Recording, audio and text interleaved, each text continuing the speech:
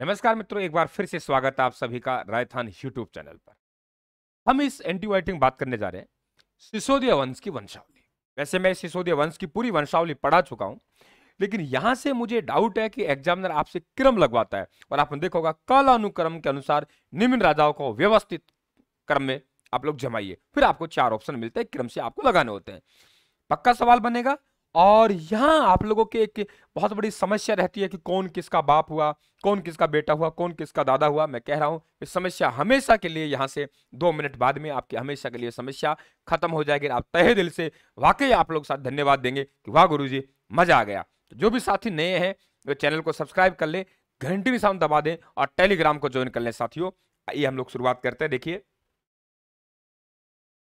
हमारे पास में आता है गुहिल वंश, गुहिल आदित्य उसके संस्थापक है। ठीक है, वास्तविक संस्थापक कालभोज भप्पा रावल आपको पिछले क्लास में समझा चुका हूं। गुहिल वंश का जो बंटवारा होता है वे रण सिंह के समय होता है। रण सिंह के 2 पुत्र हैं, छेम सिंह और राहप ने, दोनों ने गुहिल वंश का बंटवारा कर लिया। छेम सिंह ने रावल शाखा की नींव रखी, राहप ने राणा शाखा की नींव रखी। क्या कहा मैंने? छेम सिंह ने रावल शाखा की, राहप ने राणा शाखा की। जो राजा बने उनका रावल शाखा के राजा बने और रावल शाखा का पहला राजा छेम सिंह था। छेम सिंह के बाद सामंत सिंह, कुमार सिंह, पदम सिंह, जैतर सिंह, तेज सिंह, समर सिंह और रतन सिंह। 1303 को चित्तौड़ में साका होता है और रावल रतन सिंह वीरगति को प्राप्त हो जाते हैं, जो कि रावल शाखा के अंतिम राजा थे। कौन? रावल रतन सिंह। और रावल शाखा के पहले राजा कौन थे? छेम सिंह। जैसे ही रावल शाखा समाप्त होती है तो चित्तौड़ में आपको पता है खिजरा खां की नियुक्ति होती है। अलाउद्दीन खिलजी चित्तौड़ का नाम खिजराबाद रख देते हैं। खिजरा खां यहां रुकते हैं, अलाउद्दीन खिलजी के पुत्र हैं। 1313, 14, 15, 16 ऐसे, कोई 13 कहता है, कोई 16 कहता है कि किताबों में। यहां रुका और उसके बाद ये चले गए यहां से। गया खिजरा खां तो चित्तौड़, एक एक बात को ध्यान सुनना है, अपने दिमाग को उतारना है। चित्तौड़ से गया तो यहां मालदेव चौहान को नियुक्त कर गया खिजरा खां। और मालदेव चौहान यानी फर्जी लोगों के हाथ में मेवाड़ है इस समय। तो मालदेव चौहान जालोर के कानड़देव के भाई थे और उन्हें लंबी लंबी मूछा रखते हैं, इसलिए मूछाला मालदेव कहते हैं। चलता रहा। मालदेव चौहान की भी मृत्यु हो गई 1321 के आसपास। हाँ, 1321 के आसपास। तो फिर साहब मालदेव चौहान के पुत्र हैं मूछाला मालदेव के। उनका नाम है आप लोगों के, एक का नाम या तो जैसा है या बनवरी, दोनों में से एक नाम है। इधर देखिए तो ये राहब शाखा के लोग हैं। राहब जिन्हें राणा शाखा के राजा हैं, ये रावल शाखा हो गई, राणा शाखा। ये सिसोदा गांव में बैठे। कौन से गांव में? सिसोदा गांव। उनको राज्य मिला और इन्हें सिसोदा गांव की जागीरदारी मिली। तब सिसोदा गांव की जागीरदारी में इनको लगा, और इसमें कौन है? राणा हम्मीर। इधर बढ़ता गया हम लोग, इनके बेटे होते गए, इनके बेटे होते गए, आगे बढ़ते। इन परिस्थितियों में हम्मीर है। राणा हम इसलिए लगा रहे हैं क्योंकि राणा शाखा के होने के कारण राणा लगाया। इससे पहले हमने रावल लगाया है। तो इन्हें लगा कि यार वाकई तो फर्जी लोग हैं और मेवाड़ को लूट रहे हैं। अब मुझे जो मेरे पूर्वजों के द्वारा, यानी जो हमारा विभाजन हुआ, हम लोग एक थे, रावल शाखा ने राज्य किया, रावल शाखा का राज्य खो चुका है और ये फर्जी लोग आ गए। मुझे दमदार तैयारी करनी चाहिए और अटैक करना चाहिए। किस पर? मालदेव चौहान के पुत्र हैं जैसा है बनवीर। 1326 में इसने अटैक किया और खोए हुए चित्तौड़ को प्राप्त किया। इसलिए मेवाड़ का उद्धारक हम हमीर देव, सॉरी, राणा हमीर को कहते हैं। और विषम घाटी पंचानन भी कहते हैं। सिंह के समान से दृश्य रहने वाला राजा कहते हैं। यहां से आपकी राणा शाखा की वंशावली शुरू होती है और राणा शाखा का पहला राजा है, उनका नाम राणा हम्मीर है। और अंतिम राजा महाराणा भूपाल सिंह होगा। पहला राणा महाराणा लगाने वाले राजा मेवाड़ के कौन है? तो राणा हम्मीर है, ध्यान रखें। वे राणा हम्मीर है, आप सब जानते हो, जिन्हें महाराणा कुंभा ने अपनी टीका गीत गोविंद पे लिखी गई, आपको रसिक प्रिया में वीर राजा कहा है। वे राणा हम्मीर की हम लोग बात कर रहे हैं। ठीक है। अब राणा हम्मीर के बाद में कौन हुआ? खेता हुआ, राणा लाखा हुआ, मोकल हुआ, कुंभाओ। अब याद करने का मैं आपको तरीका बताता हूं। देखो ओ छोरा, सुन रहा है क्या? राणा हम्मीर के खेत है भाई। खेत किसका है? राणा हम्मीर का। राणा हम्मीर के खेत में लाख है। खेती किसकी है? लाख की। कौन ले गया? मोकल ले गया। किसको दे गया? कुंभा को दे गया। यानी हम्मीर का खेत में लाख है, मोकल ले गया, कुंभा को दे गया। याद हुआ? हम्मीर का बेटा खेता, खेता का लाखा, लाखा मोकल, मोकल कुंभा, कुंभा पापा मोकल, मोकल पापा लाखा, लाखा पापा खेता, खेता पापा राणा में। हम्मीर के खेत में लाख है, मोकल ले गया, कुंभा को दे गया। चैनल को सब्सक्राइब कर लेना, घंटी निशान दबा देना। और मैं बार बार कहता हूं चैनल को सब्सक्राइब, कुछ बच्चों के पेट में दर्द होता है तो कृपया पेट में दर्द ना करें आप लोग। ठीक है, आपके पेट में दर्द ना हो, सुन लो कोई कह रहा है तो।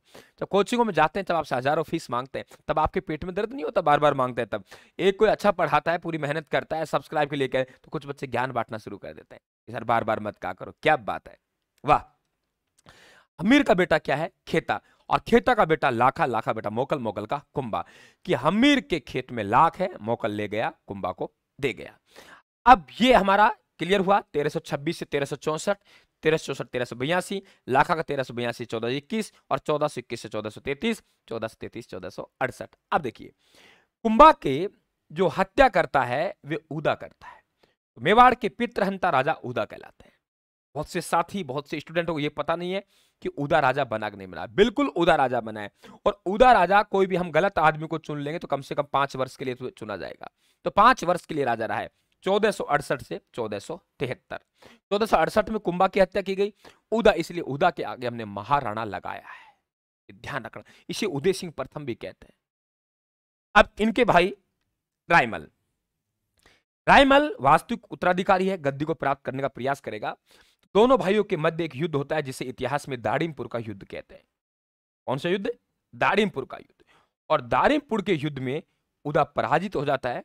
उदा यहां से मालवा जाता है, मालवा की राजा सहायता लेने के लिए, लेकिन वहां आकाशीय बिजली गिर जाती है, और आकाशीय बिजली गिरने कारण से उदा मर गया। हालांकि उदा के पुत्र हैं जो मालवा के राजा को लेके आए, लेकिन उनकी पार नहीं पड़ी, टोड़ा टोक पे जीता उन्होंने, वे अलग बात है। लेकिन यहां ये परिस्थितियों में दाड़िमपुर के युद्ध के बाद में मेवाड़ पर अधिकार स्थापित हो गया रायमल का। क्लियर हुआ?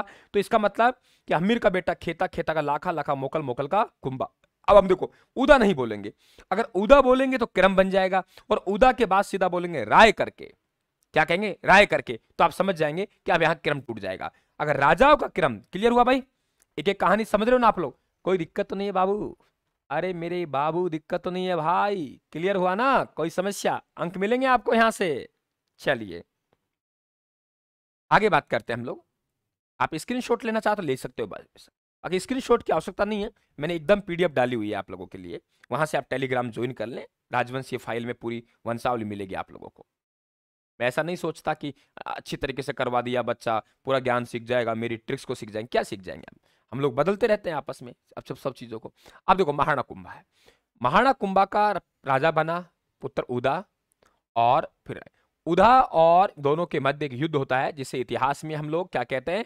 दाड़िमपुर का युद्ध कहते हैं। और दाड़िमपुर के युद्ध में उदा पराजित होता है। दाड़िमपुर का युद्ध में क्या होता है? उदा पराजित होता है। उदा कहां चले जाता है? मालवा चले जाता है। मालवा, मालवा चले गया, और मालवा में आकाशीय बिजली गिरने के कारण, कौन सी बिजली? आकाशीय बिजली गिरने के कारण इनकी मृत्यु हो जाती है। दाड़िमपुर के युद्ध में विजय किसकी होती है? रायमल की। अब गद्दी पर कौन बैठेगा? रायमल बैठेगा। अब देखो, कुंभा राय करके सांगा से, अब देखो यहां आपको गजब की बात पढ़ाता हूं मैं आप लोगों को। सांगा आपको दिखाई दे रहा है, और सांगा की वंशावली में आप कहीं न कहीं जबरदस्त तरीके से कंफ्यूज होते हो आप लोग। ठीक है, अब देखना।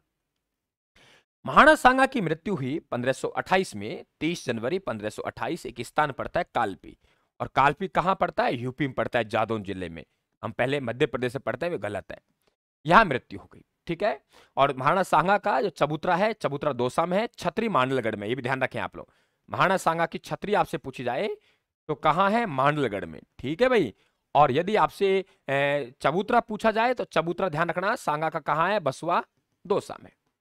अब क्या किया कि जो इनका छोटा पुत्र था, किसका? सांगा का।